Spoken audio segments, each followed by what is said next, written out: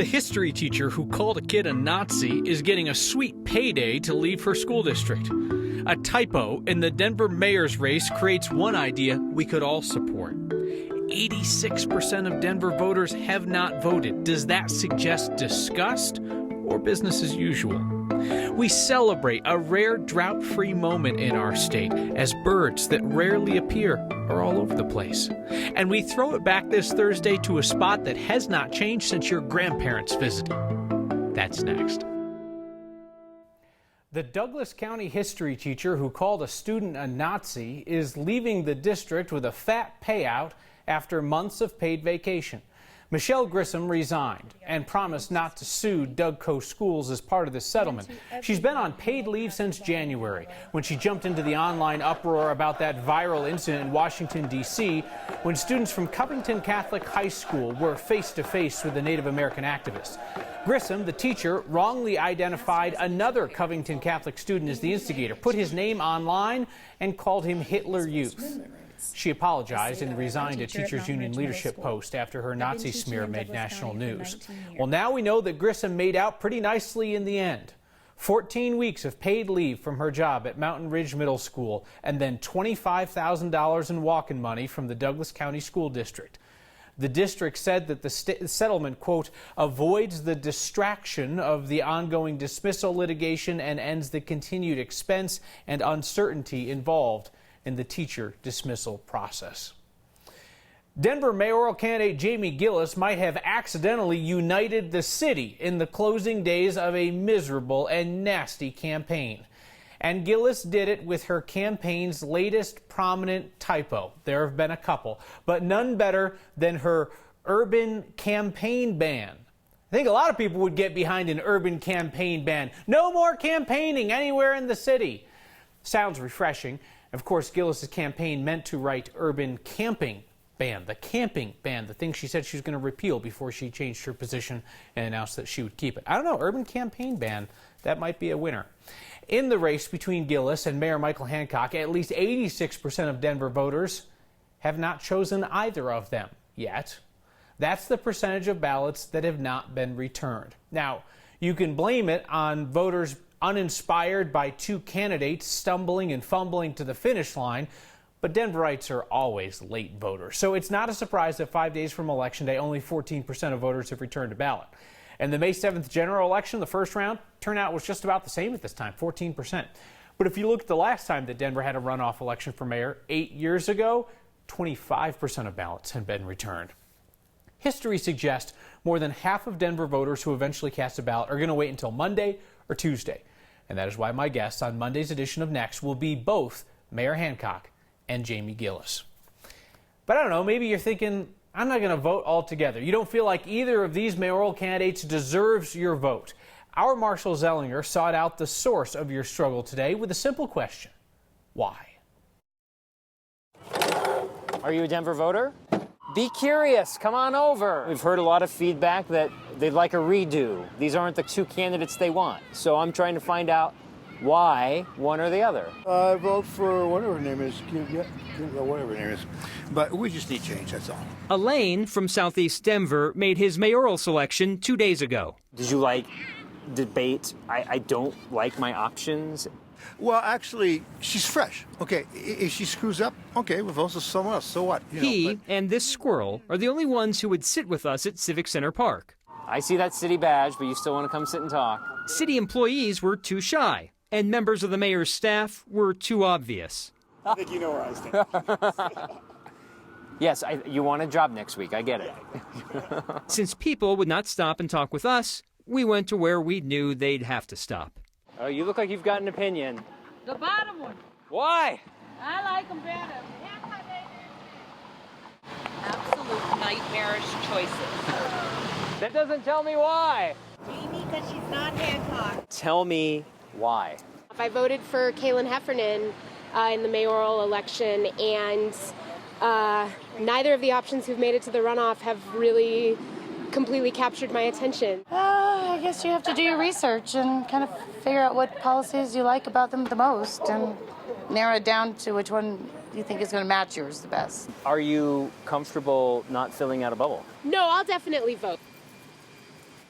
86% of you, I'm asking you, tell me why, because 86% of you have yet to turn in your ballot. Kyle, I did learn from talking with people on the streets that not everyone is attuned to what's happened in the last week or two. I was educating some about the coverage of both candidates. So I kind of like Heather's advice. Study who might mesh with your beliefs better and ignore the other stuff, perhaps. And if you could hold up your ballot one more time for us, you'll note, everybody, higher. There you go. There's no space for a write-in, okay? Right. So there's not going to be a line where you can do a write-in. So if you're ticked at the two choices and you write something in, they're not even going to count up to see, like, how many votes does somebody else get. They're just not going to count it at all. Someone told me they voted for Mickey Mouse in the May 7th election. There is no space for that this time around. Yeah, no more space on the big ballot there, like your little ballot. Thank you, Marshall. All right, Colorado, prepare to pay more for the stuff that you buy from Mexico. About 30 minutes ago, President Trump announced a new 5% tariff on Mexican goods. The president says the tariff is a pressure tactic to stop the flow of illegal immigration. And the White House says it is going to ratchet up 5% a month if illegal immigration does not stop. We bring this up because we've talked about it here. Mexico is Colorado's third largest source of imports at 12% of the stuff that we buy. That's behind only Canada and China. Any journalist will tell you the goal is to bring attention to problems in our community. Then it's up to the community to decide if the problem should be solved and how to do it. Jeremy Hohola from our 9 Wants to Know team is seeing a problem he exposed get addressed 3 times over. We want to invite up some of the advocates to stand with us who worked on this bill. Our stranded investigation got the governor to sign and sign. Congratulations. And sign 3 new laws. Our reports got the attention of lawmakers after we shared stories of at-risk adults abandoned by their caregivers. People like Jerry Ellingson, an Alzheimer's patient whose daughter sent him on a one-way flight to Denver.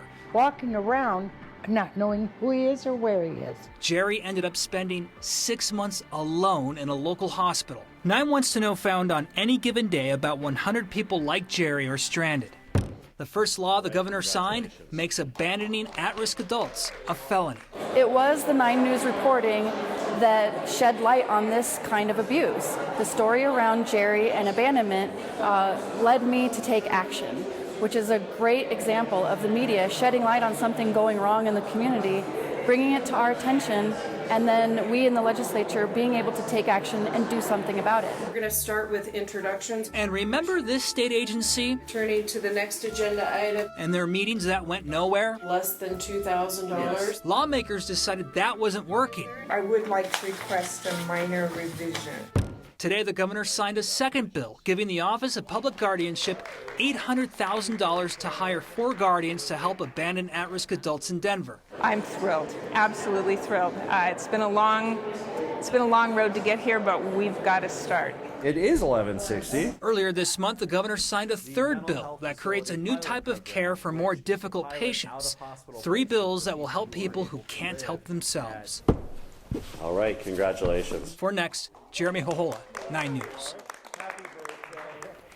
May I make a recommendation? Point you towards somebody else's work. Didn't come from us, but I think it's worth your time. So I read this fascinating article on how the South Platte River seems to be getting saltier, not darker, saltier. This was in Freshwater News, publication of the nonprofit Water Education Colorado. Hi again. Crops can't grow in fields that have been irrigated with salty water. So the idea that South Platte's getting saltier, that's a real concern out in northeast Colorado. This is happening because of agricultural runoff and because of the de-icers that we use on our roads. You can read how they're tackling this in the article. It's on the Next Facebook page.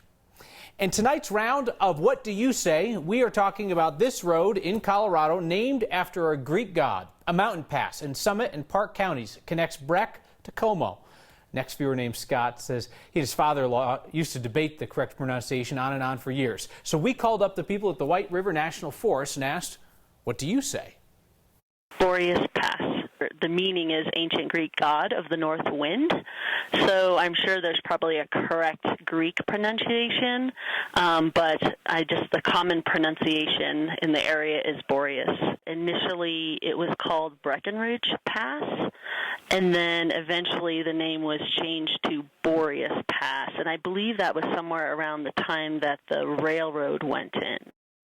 Boreas Pass, still closed because of deep snow this year. The U.S. Forest Service is hoping to have it open by mid-June. All right, what other place name in our state have you heard pronounced a couple of different ways? Keep your suggestions coming. Next at 9news.com is the email, or you can always give us a shout with the hashtag #HeyNext. Colorado completes a comeback for the history books, while bird watchers around Denver are writing about a rare find. This is definitely an unusual year for the western tanager. And a tiny bit of our state's history, very chewy. This is part of a family history and tradition for a lot of families. That's very much a part of present day. Next.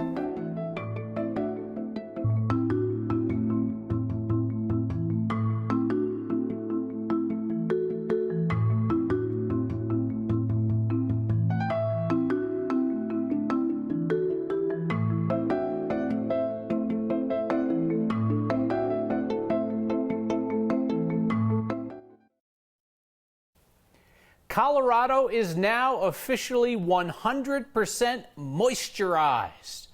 There is the newly released Drought Monitor map of Colorado. Look at that thing. It's whiter than I am.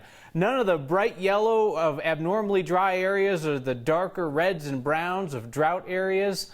The drought area experts at the National Drought Mitigation Center confirmed this is the first time our state has been completely free of abnormally dry conditions and drought since they started watching it in 2000.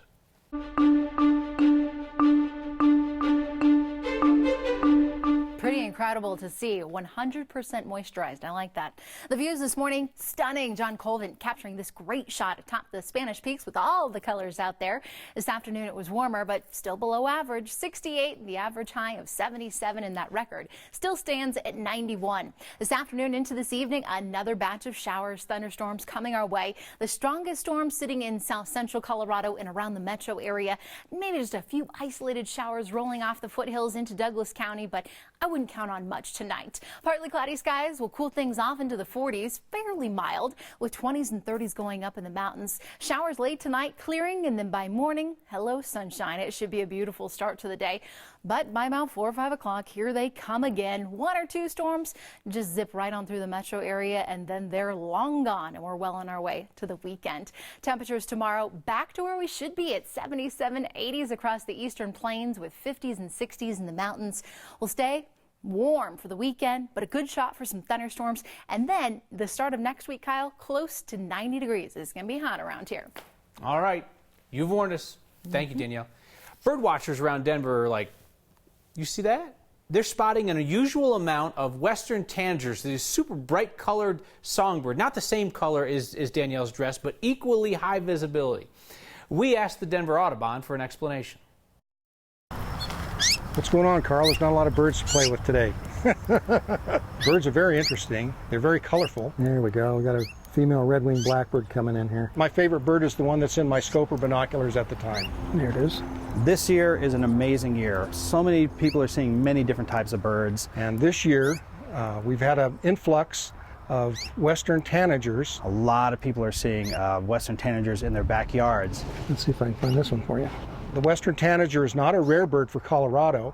However, it is rare in the metro area. For some reason this year, there was just some people have seen up to 40 western tanagers in their backyard. And that's amazing. That's very rare. Usually you might see one or you probably won't see any. They're considered eye candy for birders. It's definitely a bird that people will notice if they see it in their backyard. They're very colorful. Probably what's happening this year, because the mountains had such a great amount of snow this year, they're not heading up to the mountains to where they breed. They may have gone up there and came back because they couldn't nest yet. So we're starting to see them just kind of staying down in this area and maybe waiting it out until the snow melts up there. There's a lot of guesswork with migration. There's a lot of unanswered questions about the mystery of migration. They're probably looking for food, and we're providing it at our feeders.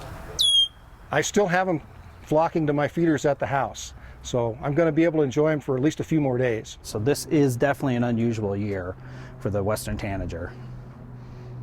It's a good-looking bird. Western tanager has real range, can be found as far north as extreme northwestern Canada. They go as far south as Mexico and Costa Rica.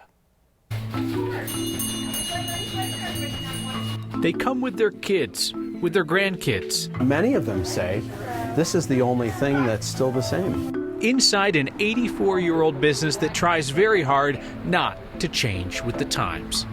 That's next.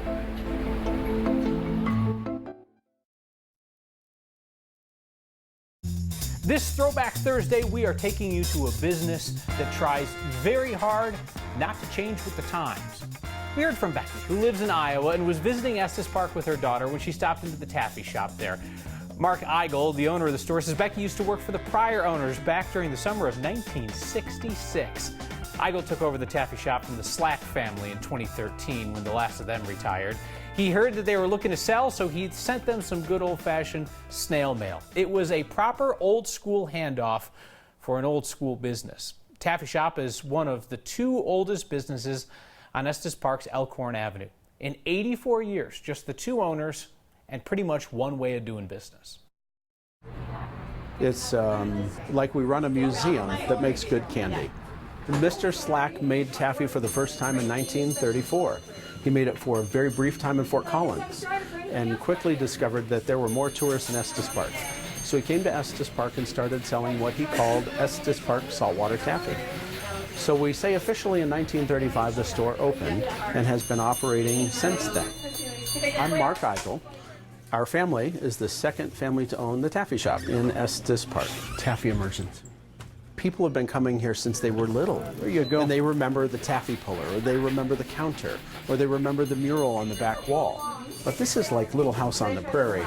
When you come in for work, you open the door, you turn the sign over, and there's no cash register to start up. We just start making sales of taffy.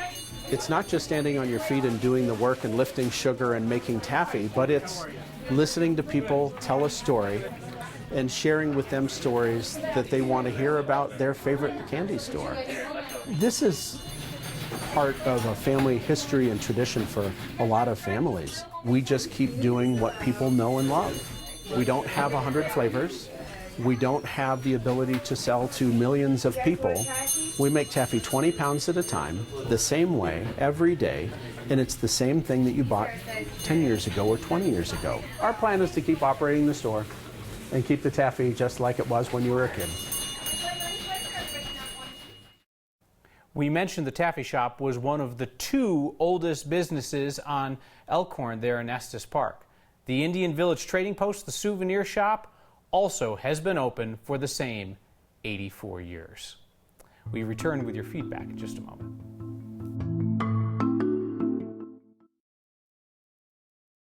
The most Colorado thing we saw today is a mix of sports car and sports bike. That's a Lambo with a bike mount on top of it. I love it. And the guy knows his picture's being taken. He's like, yeah, get a load of this right here. That is dedication to all your rides. Katie Davis spotted him outside Lions. Share your most Colorado pictures. Email them to next@9news.com or use the hashtag HeyNext. Kristen Kidd writes in on Twitter, did not like our coverage tonight about the $25,000 in walking money and 14 weeks paid vacation given to the Douglas County history teacher who called a kid a Nazi. She writes, what's your point? Do you find this unacceptable? Do you have an axe to grind? Yes, I would say history teacher calling a kid a Nazi, yes, unacceptable, 100%. See you next time.